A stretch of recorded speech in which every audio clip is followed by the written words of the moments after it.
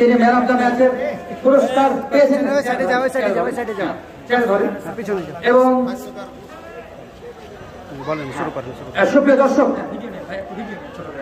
আমরা একটু আলামিনের সাথে কথা বলবো। জনাব মোহাম্মদ আলামিন, আপনি আজকের ম্যাচে সেরা খেলোয়াড় নির্বাচিত হয়েছিলেন দ্বিতীয় ম্যাচে জেলা প্রশাসক গোল্ডকাপ ফুটবল টুর্নামেন্ট 2025-এ। আপনাকে কেমন লাগছে? আলহামদুলিল্লাহ, ভালো লাগতেছে আমার যে প্রথম ম্যাচ এবং এবং এই যে জেলা প্রশাসন চাঁপাইনবাবগঞ্জ এত সুন্দর জমকালো আয়োজন করেছে, তাদের আয়োজন আপনাকে কেমন লেগেছে?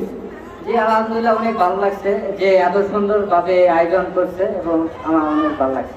এবং এই চাঁপাইনবাবগঞ্জের দর্শকরা আপনারা যখন খেলছিলেন, যখনই ভালো কোনো সুযোগ আসছিল বা ভালো ফুটবল হচ্ছিল, তখনই কিন্তু তারা করতালি দিয়ে আপনাদেরকে উৎসাহিত করছিল। সেই মুহূর্তে আপনাদের কেমন লাগছিল?